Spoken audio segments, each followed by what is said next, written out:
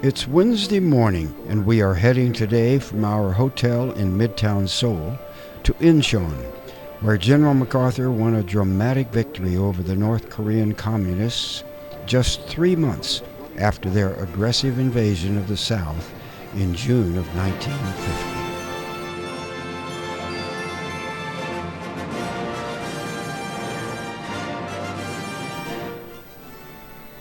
Traffic is heavy, but moves along at a good pace through these large metropolitan areas of over 20 million people. And they have toll gates on a few roads here, too, to pay the cost of these fine new superhighways and bridges.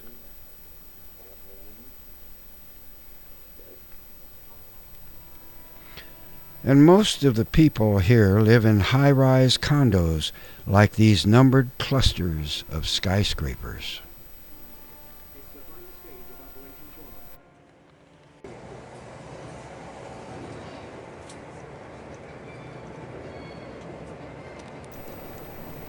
On the way, we'll hear from our two Marine veterans of this successful battle. And this guy sitting next to me over here, that's Dave Williams, and we were both at the Incheon Seoul landing. What you've seen in the movie is pretty much the way it was. You either did or you didn't. You're either fire or not fire. I mean, to put it bluntly. See, myself, I was in Blue Beach, if you remember those colors in the film, which is pretty much the way it was. You landed on the mud and tried to get to the dry land. My position is not exactly on what they call on the line. The guys with the rifles and everything, I was just a little bit behind them. I was in a motor company, and the motors, they shoot over our front lines into the oncoming enemy. So my problem was not getting direct fire other than the sniper fire, because they were the ones looking for us to stop us from shelling their troops. I don't know what else I can tell you, except if you've seen the movie, that's it. When there's fire against it, you're on the ground, or if there's no cover, you stay on the ground, and sometimes it's easier moving at night because they can't see you, and you just keep on going. You want to take it? I'll let Dave here explain more if there's more to go. Well, we were all a bunch of snotty-nosed kids. We did our training on Guam. The 3rd Battalion prisoners did their training on Guam. We came back to the States. Sit down. Sit down. What? He said, sit down. Oh. We came back to the States, and we made a movie called Halls of Montezuma with Richard Whitmark. Then, I got my leave, so I got to go home for 30 days. I was there 6 days. Got a telegram. Leave canceled. Return immediately. So I ran down and bought a Greyhound bus ticket to come back to Camp Pendleton. Like a stupid, snotty-nosed kid, I did not read the rest of the telegram. It said, go to this nearest Air Force base and get a free hop to California. But I didn't read it, didn't do it. We were the first Marines to go into combat in Korea. And I hate to say this about those Army dudes there, but we saved them because we were trained.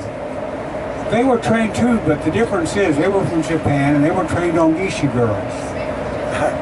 And we had regular training. Let's see. We went in to the Pusan perimeter, which is down south, Then MacArthur made that decision to make the Incheon landing. We were the only military that was trained as a unit for amphibious warfare. So they pulled us out, set us up, and we made the Womido Island landing. That was for that one reason. Then we had our fights all the way to Seoul. And we were the ones that raised the first, our battalion, our company, raised the first American flag over the Capitol. Then we got another ride around the whole thing of the peninsula of Korea and got to go to the Chosin Reservoir. But that's another story. If you don't mind me asking, so were y'all part of the 296, Hill 296? Yes, I was. Yeah, can I ask you where the computer? Yeah. I was on the hill that we're talking about in this movie. That was actually was our battalion, 3rd Battalion, 5th Marines. And when we went into Seoul, actually it was a foot race between George Company and Howe Company, 3rd Battalion, 5th Marines, who would get to put the flag up, and we won. Another thing, the 1st Marine Regiment, which Gil here was a part of, had a chance to do that, but they got the lanyards mixed up. So we beat them all out, I think by about 3 minutes or something like that. Okay, that's all I have to say. Yes. Now he's wondering if you could tell a little bit about the mud flat situation whenever the tides were going up and down and the delays that caused and things like that. You don't want that.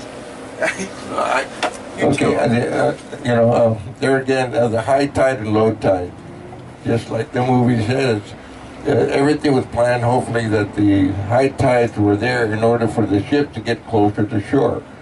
Because if not, your boat will just go down into the mud flaps. And that's all that's about it for me as far as knowing what's what, other than you just follow orders and wait till you just for your turn to get down into the mud or swim in or sink or whatever. One thing, you talk about those mud flats, there was a ship that got stranded between Incheon and Womido. And we had to defend that ship when the high tide came out so we could get out. Also, that ship was firing on our guys they didn't understand it or didn't know it, they were our guys. We finally had to, the higher ups let them know that those were Marines were firing at. Well, that's about all. Thank you. Individually, you're welcome to ask us anything that we can help you with as far as questions is concerned. We were there, we done this, we done that, and there's a lot of personal things that were done. I'm glad that we are here to kind of maybe explain a little bit about what was going on. My personal feeling, this is one of the wars that was definitely a plus on my side to see what they done with the freedom that we gave them and to rebuild South Korea. I have a question. Did you not have personnel carriers in the way of vehicles, or did you always move on foot? No, we had no, there was no personal cab ride. They'll call the phone on the phone for you. No, you're mainly on foot unless you're going a distance. Then the motor transport would help with your equipment and maybe take the troops on or just walk behind. Mostly walking? Mostly walking. What about sleeping? Did you have tents or what? Tanks? Tents. Tents? Or anything. No tent. You're living out in nature. You know, that's another story, like in the Chosen Reservoir. But out here, no tents. No, no. You just dug in foxholes, or foxholes? That's what your home. You dug. You dug. You had a small shovel. You know, just like any service. Between shovels and small picks, you dug your hole for the night. And you dug because that's what your lifesaver is, being below ground in the event anything happened. Okay, we are almost to Incheon. Before we arrive, I don't have all of the details about the story, but as most of you know, the government did shut down on October 1. Congress and the administration could not come to an agreement, so there was what they're calling a partial government shutdown.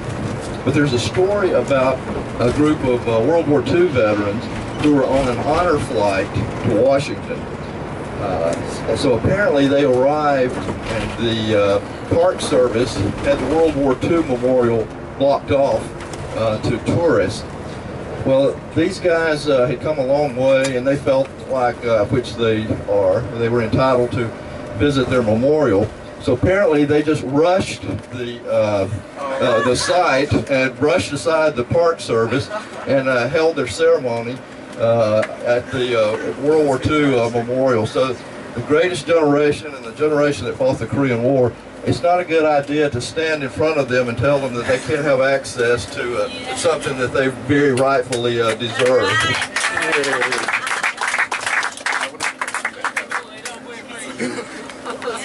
How did you get your food? Okay, all our supplies, whether it's food, ammunition, mail, was dropped by airplanes, which I nicknamed flying boxcars.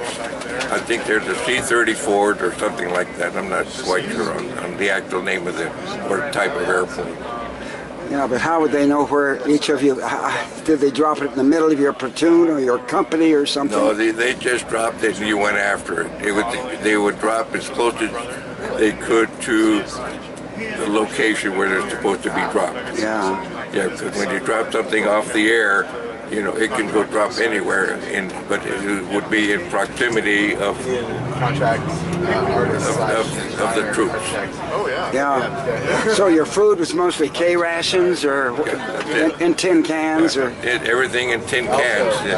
That was, you know, you eat them cold because there's no way at that location of the reservoir, the temperatures were 30, 40 degrees below zero, you know, so it was just cold. So a lot. I'll tell you a little story later. I think we're going to talk about the reservoir. Yeah. The food supplied everything, ammunition,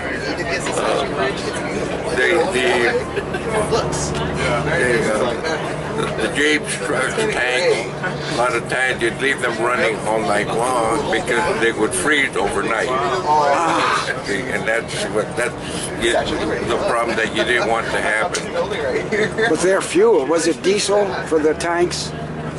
Just gasoline. Did they have to drop that from the air? That, whatever it took to get supplies there. And not gasoline, I don't think, because if they hit, they explode. Yeah, that's what I wondered. No, that's, I couldn't give you the answer. Yeah.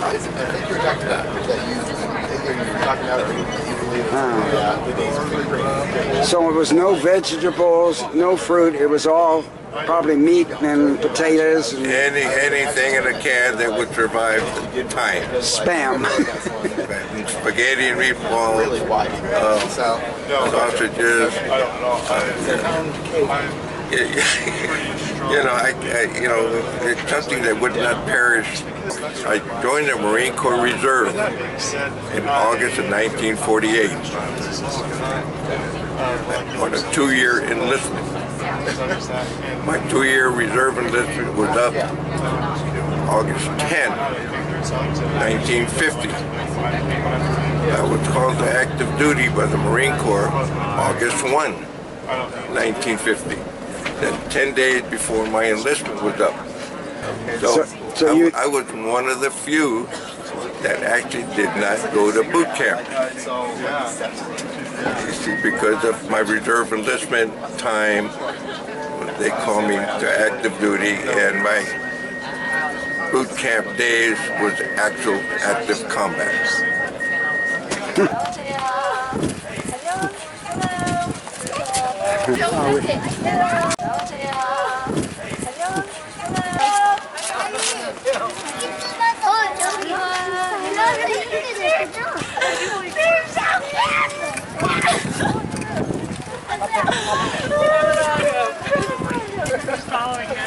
I'll bring it back in 30 minutes.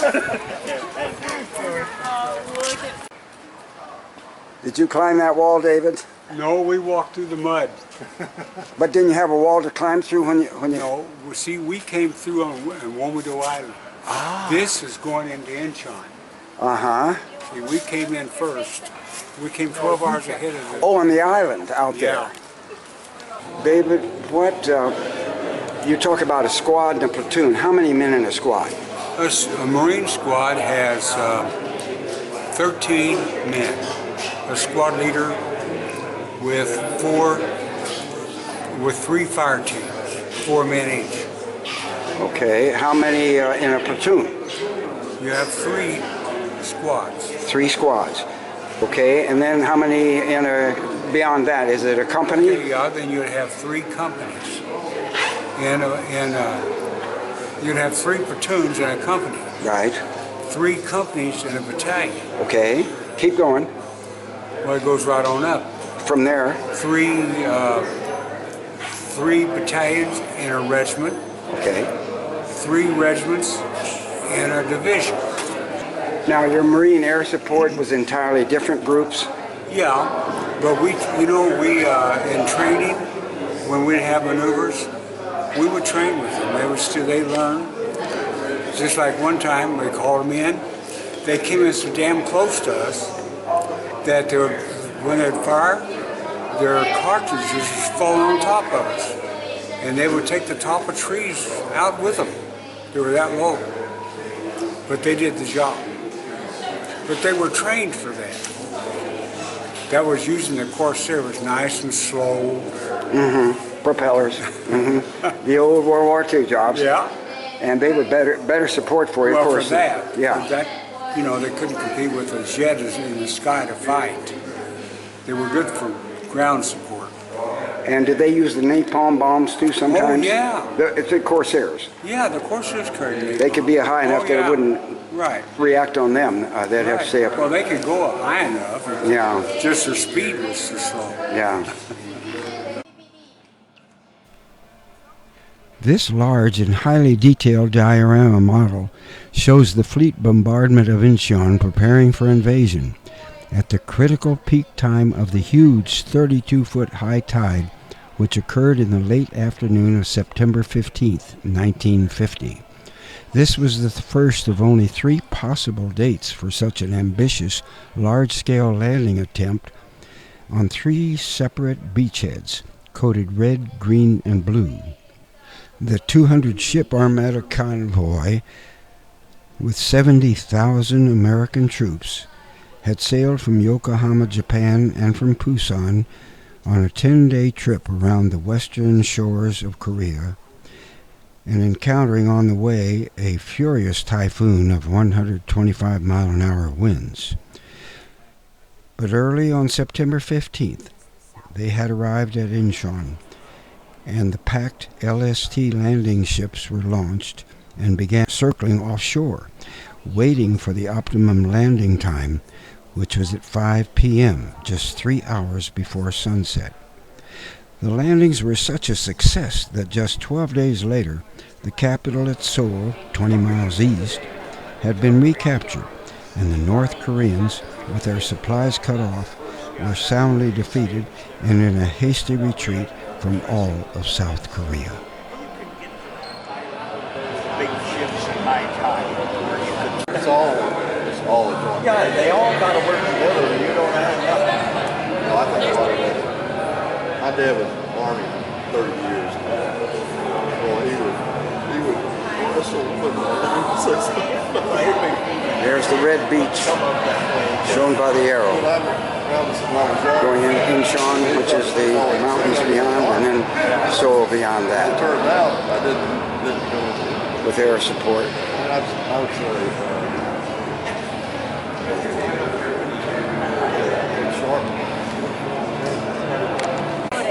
See, the ladies her age helped us in our tents, and I bet a nickel it was somebody, her grandmother probably. 선생님 나이대의 여자분이 그 텐트에 가서 자는 걸 많이 보여주세요.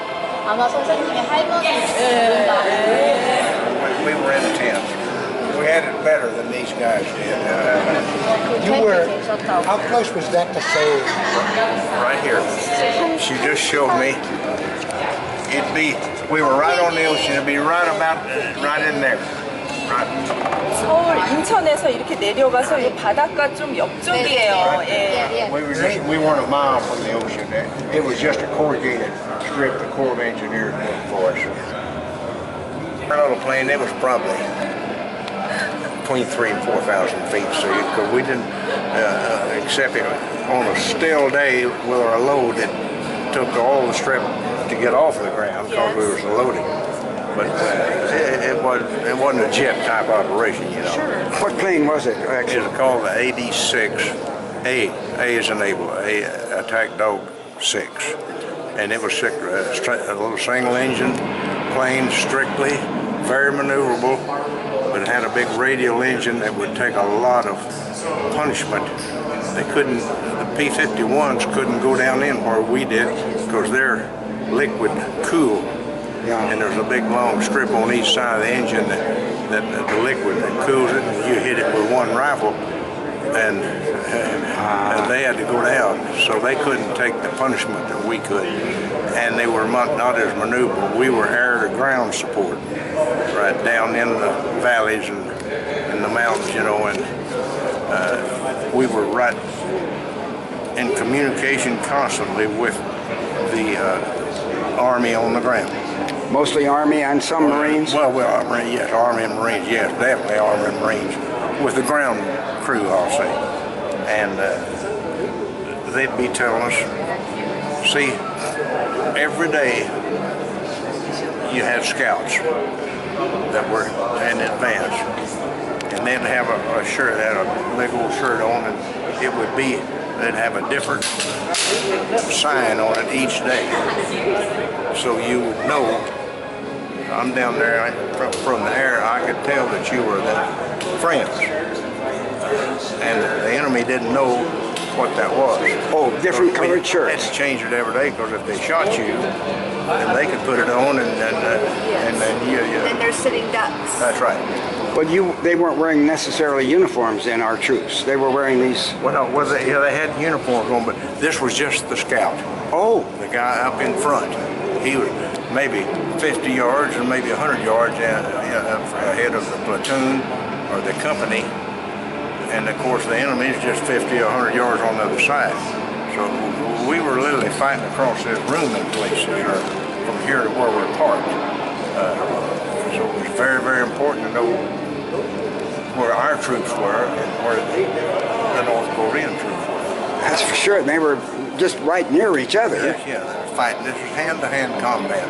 So how? Like the boys just talking there. That's really difficult. Were you mostly firing machine guns or dropping bombs or what? We dropped bombs, and then we would fire a smoke bomb if we located a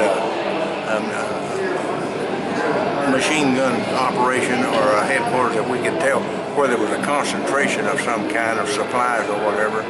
Well, I'd fire smoke bombs in there, so then the high altitude boys could come in and give it more trouble than I had with me. I had 30 caliber machine guns, and that was about all the ammo that I had. How long would you usually be in the air on one flight? Please see, it's not 15 minutes to where the line was when we took off. Are you with me? Yep. So we'd fly about 2.5 hours, and we couldn't afford to put wing tanks on to fly 100 or 200 miles up here. because then you lose your maneuverability and you can't get down in there in the whole country. We had to be very, very flexible and very, very maneuverable. Where were you? You were flying. Where did you come in from? I stayed right here all the time. But I mean, originally, where did you bring the planes? Fly them in from? Japan. Yes. See, it's just about 2 hours over here in Japan. Yes. So you went straight from Japan to that small airfield there. Yes. Wow. And the gasoline and all that had to be brought in by everything. Yes. We got our mail about every 10 days, 2 weeks. The plane would come in and bring us some mail. And where did you live during this time? In tents right there. Tents. That's this lady here. Oh, he didn't get to hear that, did he? The lady that's talking to us here. I asked her to show me on the map where Pyeongtaek was. She showed me. She said, I born there. And her mother and grandmother probably were the ladies that took care of our tents and helped us. So she said, my family lived there in that little area.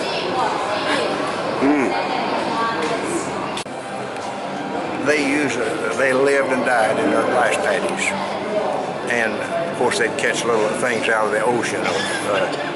And we couldn't eat anything because they used all of their fertilizer was personal. It came from them. So we were not allowed to eat anything. Really? And didn't want to eat anything. No. I mean, and water, the same thing. You didn't want to drink. We had to bring everything. Yes. They lived very, very. You want me to tell him that? Yes. It was in November of '51, and we couldn't fly on bad days. If the weather was real bad, we couldn't take off. You didn't have navigation equipment or anything like that.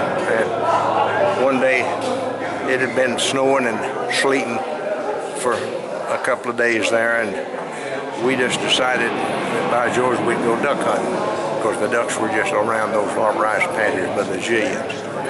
We put on all of our winter insulated gear, got in a Jeep, 4 of us, and drove around the rice paddies, went right by the little town of Pyeongtaek, and her family, the ladies, they all wore a shawl, just kind of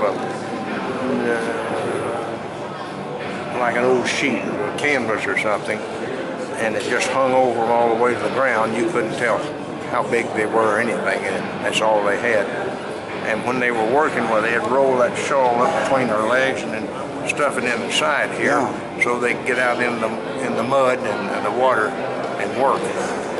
We went by there, and there was about 8 or 10 of them out there working in the rice paddy, breaking. 3 of the ladies would be breaking the ice while the others could reach in there and do whatever they do to those plants. And we was looking at them with all this gear of ours on. Went on around there and hunted for, I don't know, an hour or 2 until probably ran out of shells. So we killed a jillion ducks, but we froze out. We were just freezing to death. You had shotguns for the ducks? Yeah, well, we just had some. I don't know how they got there. They weren't ours. They were just probably something to do with the military. I don't know. That's a good question. I don't remember how we came up with the guns. But we started back, come by that rice paddy after a couple, 3 hours, and those ladies were still out there in that ice, busting the ice, 2 or 3 of them, while the others were working in those plants. And we was freezing to death with everything we had on. And you gave them the ducks, right? Oh, yes, we gave them all the ducks, yes. So they supplied some food for them? For those people. They gave them the ducks? Yes. You didn't give them any of your rations, I guess. You really had none to spare. I'm sure we did. I'm sure that our chefs, our cooks, I'm sure they did share it with them, yes. We didn't waste anything. Because there were a lot of refugees. Oh, mankind. Oh, they didn't have homes anymore. So many of them are bombed out. Wiped out. No, there was the little village there, but there was just every 100 yards there'd be another little grass shack, and a family was living in it. No windows, no dirt floor, just tough. Boy, they drank water that you wouldn't even wade in. made no difference the color of the water or everything. They just existed. And I don't know how.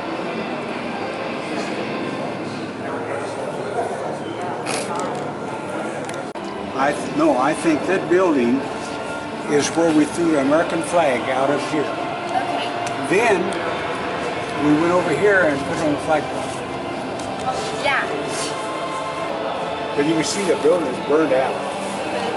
And these two guys, George Company and Hal Company, ran a foot race up those steps to see who could get first to throw the flag out. Yeah. Kind of like an Iwo Jima, kind of like. Yeah. They were risked to the top of the hill. Yeah.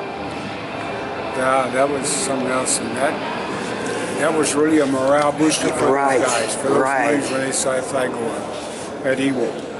Yeah, that really helped. Yeah. But you know something? I think that I look at all what would we have done, or how would we have come out if we had not been in the Marine Corps and did what we did. Well, I know myself, I'd have been an alcoholic. I wouldn't have learned how to do any kind of work. But not just me, I'm talking about all of the other guys around me. But we all got ourselves an education, and we all did very well with our family and our finances. You got the GI Bill, went back to college, did you? Yeah, Yep. I used it.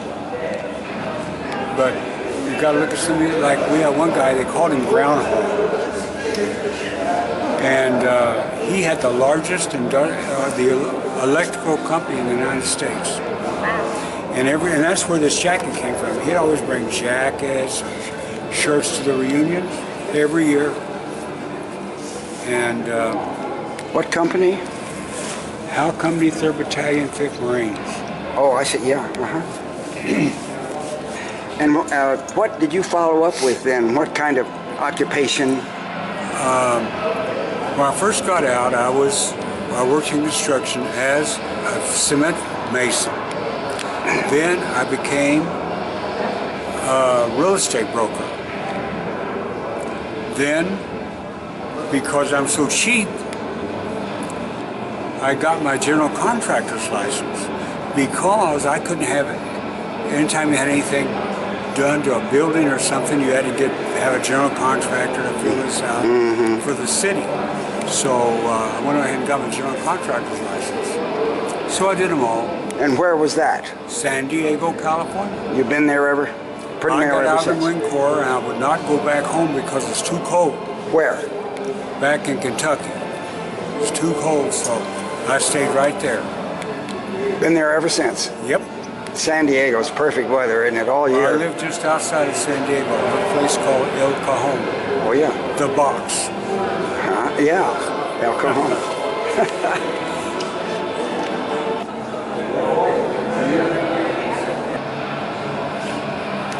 General Douglas MacArthur, my old schoolmate. Texas Military Institute, San Antonio, Texas. You were class of probably 1920. I graduated there in 1945 from the same school. That's a high school, private school, military school. I was a lieutenant in the ROTC, right there at TMI.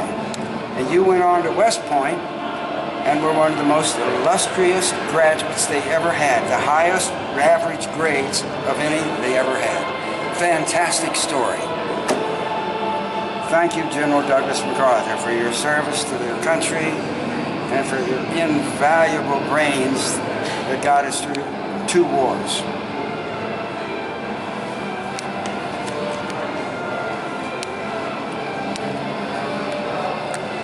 On this diorama, they've got the airplanes here showing our planes attacking during the Incheon invasion.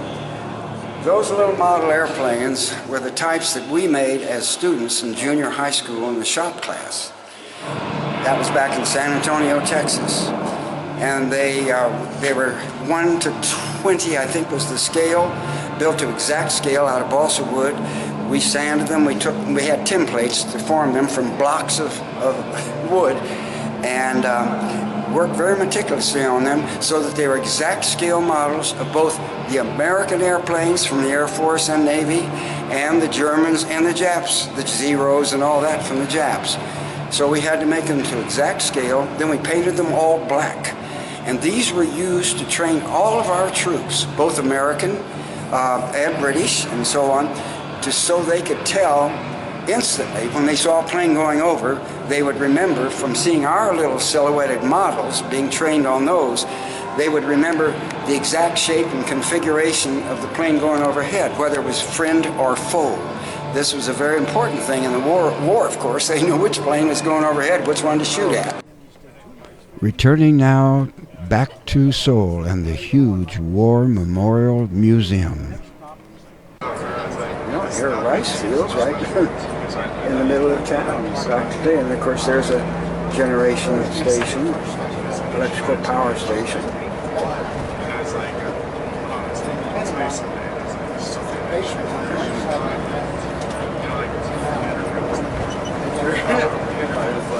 Driving range up there.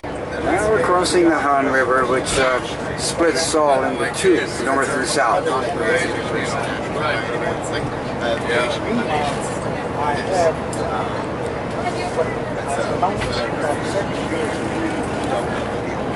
It's before him. Things like that.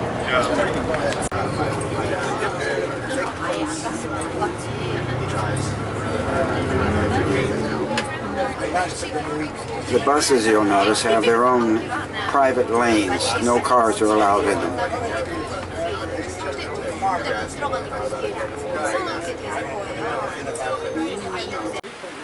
I wonder what they just had. I would please you, I think but I remember the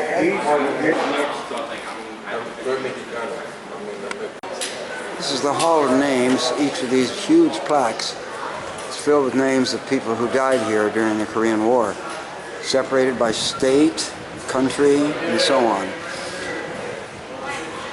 The American casualties start here with Alaska, Arizona down to here, and then Arkansas starts here. And goes on to the next panel up here. And then California goes down the rest of the panel, plus the next panel, plus this panel over here.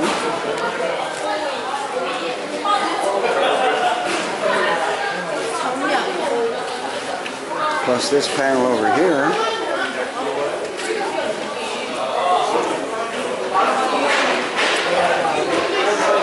Okay. This is Hugh Anderson Giles Jr., who was my father, who was killed in 1953 over here. So seeing his name on this brass plaque in the National Museum here is quite an honor for him.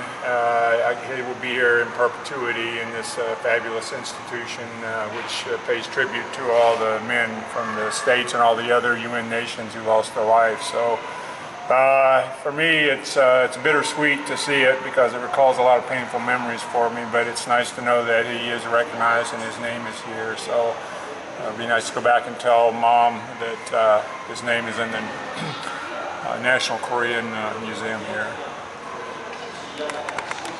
And I heard that some of the Korean veterans here actually fought the landing battle at Incheon, and also again Chosin Reservoir battle or Jangjin Reservoir battle. Okay. Inside, much part of it was proportion to that two big operations. Okay. So when the war broke out, President Truman immediately asked the UN to convene Security Council meeting and decide to send troops. And the United States decided to fight as a member of the UN. Was there no warning at all? No warning at all. Nobody had any intelligence? No. Of course, all year round we knew invasion was imminent. But somehow American officers, 500 of them, told us, relax, there won't be war. So still there were people coming from North Korea, refugees, through them. They knew of the buildup, of the troop buildup. Yep. Before. And we knew they had a whole bunch of tanks, but we told the American officers, North Koreans got huge number of tanks. Americans said, oh, Korea is 70% mountain. Why do you worry so much about tanks? Relax, there won't be war. 1 week before Korean War broke out, North Koreans stopped harassing us and deceived us. Mr. Dulles, later he was the state secretary, visited here. And 1 day before Korean War broke out, Mr. Dulles made a report to President Truman saying that Korea was quiet, there won't be war. The very next day, 4 o'clock Sunday morning, war broke out. Sand, rock, more and more air assets were deployed. Now, in 5 days, first American unit arrived in Busan from Japan. Korean leaders were very happy to see them in Busan. Tall, good-looking young Americans arrived, but no one knew they were fat. For 5 years after World War II was over, Americans thought Americans never trained the troops for ground because next war would be the nuclear war. So Air Force was strong, but Army was downsized, Navy downsized. They thought Marines were obsolete. So on the verge of deactivation, then Korean War broke out. So Washington sent the troops, which was not ready to fight. But they were the delaying force, not the fighting force. So first, American soldiers who arrived here didn't know what's waiting ahead of them. President said it's a political action. That's not a war. So they were supposed to delay North Koreans. First unit, Smith Task Force, 1 battalion, they fought 6 hours and miserably defeated and found out they couldn't defeat Soviet tanks. The 1 artillery battery destroyed just 4 tanks. After that, they were scared, ran away, left. There were only 3 American divisions, 20,000. Koreans were reduced to 50,000. With those 70,000, we had to fight off 150,000 North Koreans. Now, he was commander-in-chief, and he wanted landing here in Incheon. Washington opposed it. You know that, because the huge tidal range here. Every day, it's diurnal. Around 6 o'clock, the sea level rises up to 10 yards, average. And an hour later, it drops. 12 hours later, 6 p.m., it rises up again. 1 hour later, it drops. So basically 2 hours available.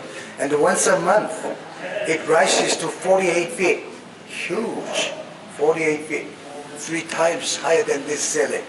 Only during the highest tide, landing was possible. So Washington didn't like it because people call it navigator's nightmare.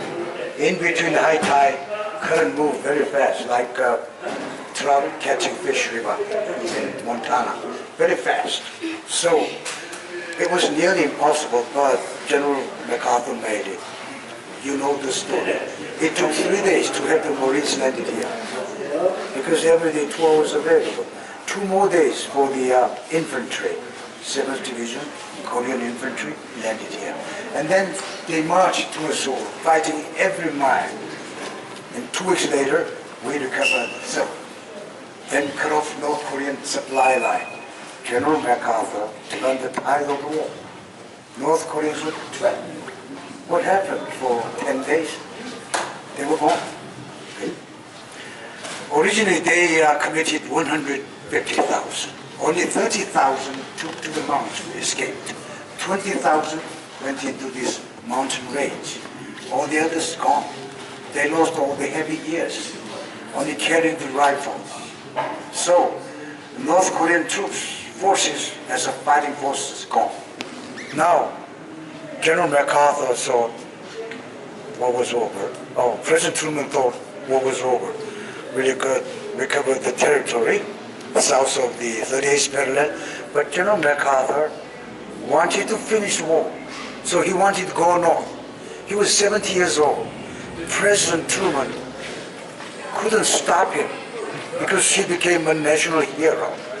But he was still very worried because if we march north, Chinese will commit troops, then it will expand to Third World War. No one liked that idea.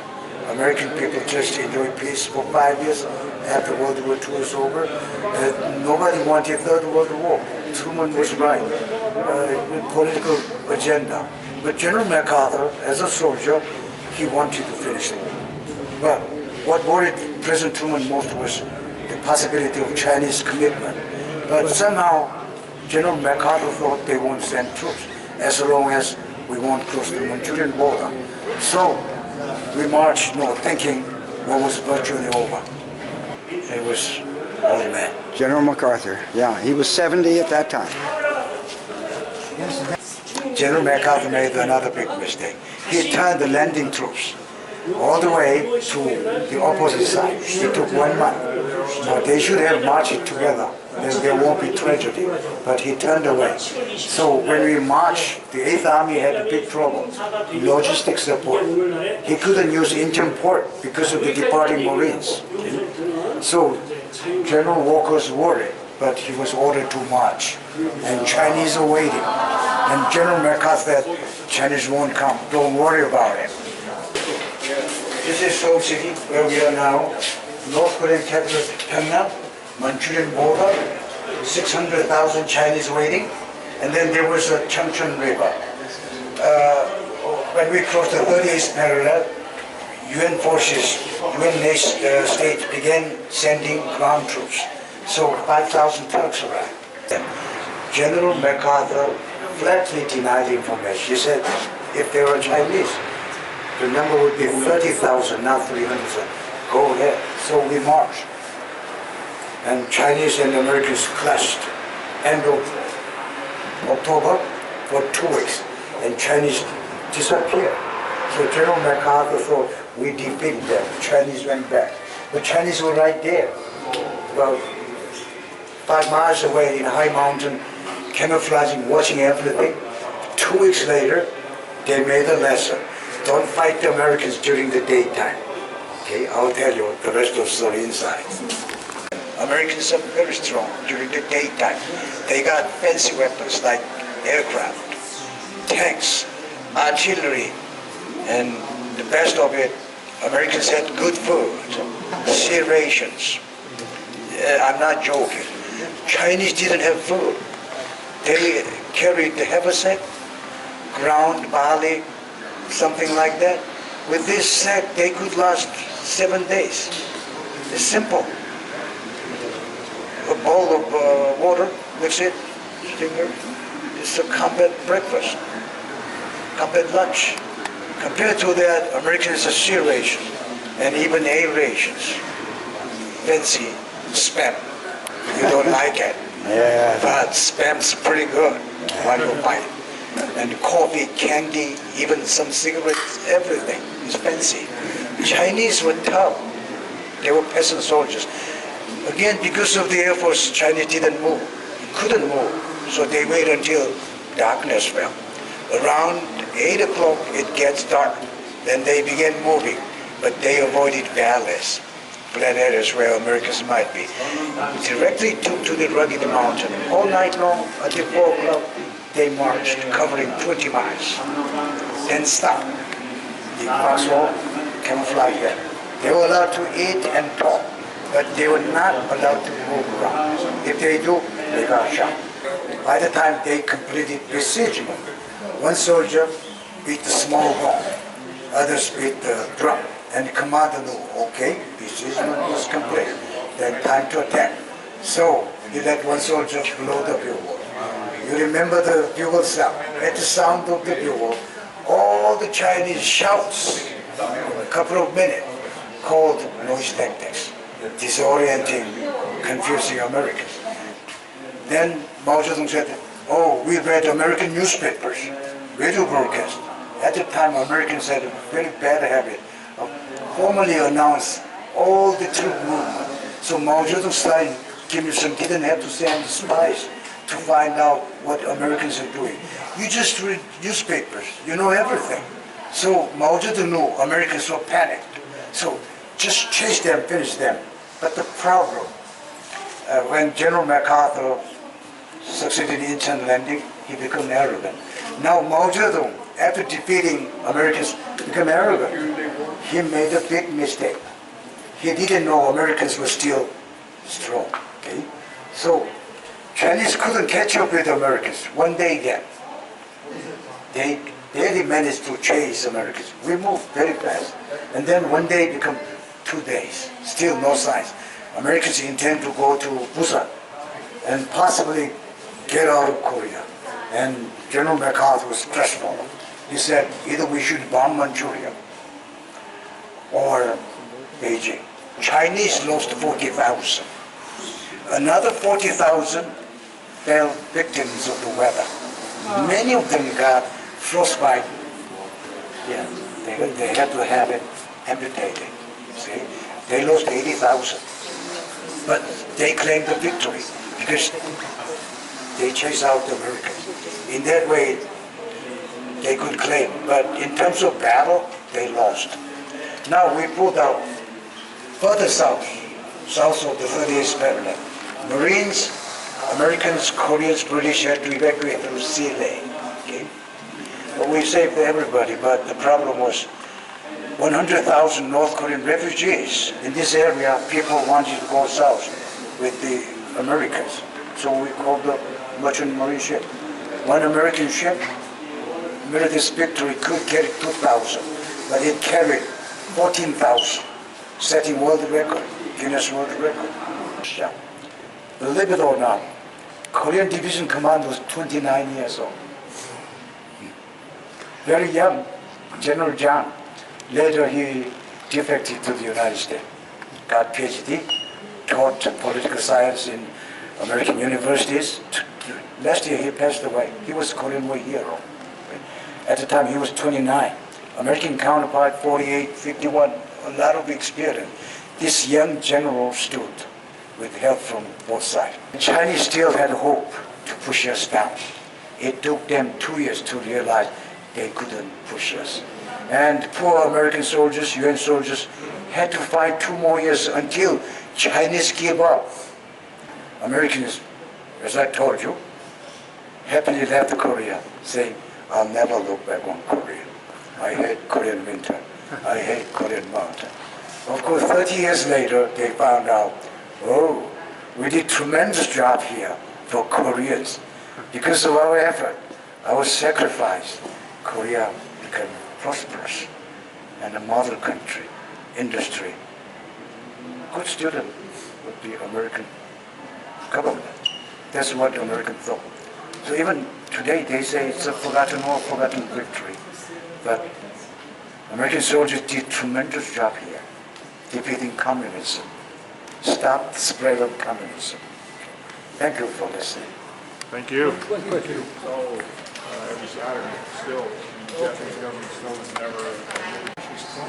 The signing at Panmunjom. This is the American delegation, and of course the North Korean delegation.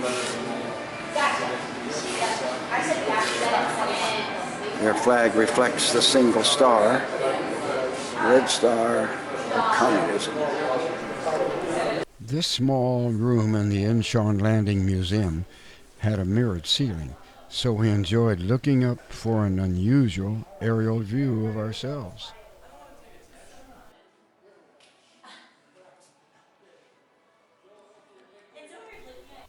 There were full-size recreations of sailing ships of the past. But now the South Koreans are the world's leading builders of huge modern container merchant ships. A huge ornamental ceremonial drum.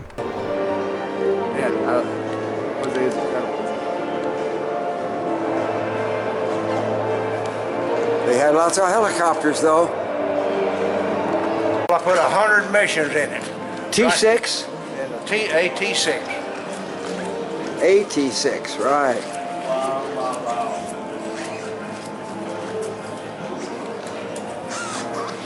The Army observers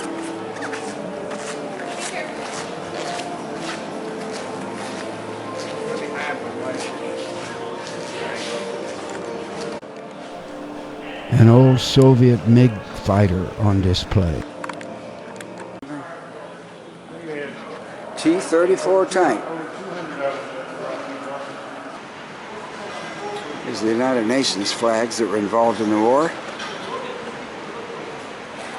After returning to the hotel, Korean-born C of O student Dae Song Hong and I, Navy veteran Richard Keller, take the fast, clean, modern subway.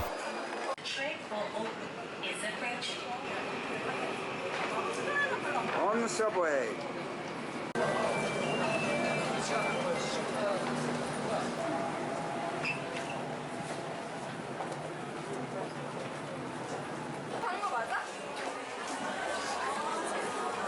To the Samsung store to see a demonstration of the brand new Galaxy Gear wristwatch from that high-tech Korean giant electronics company. 이거 보시면은 블루투스라는 거는 이제 네, 블루투스는 알고요. 아, 아세요? 네. 와이파이나 이렇게 이제 양쪽에 블루투스랑 잡는 법은 똑같으세요? 비슷하?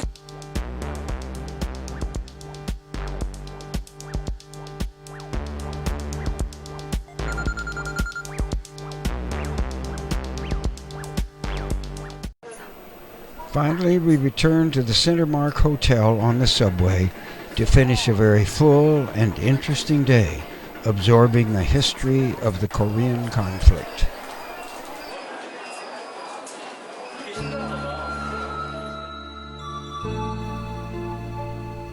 The next video of this trip will cover the 200-mile journey south to the Pusan perimeter battle area of the early war months. That is now a thriving international shipping port, renamed Busan. And on the way, we will hear details of Navy and Air Force veteran experiences and of the United Nations involvement in the war.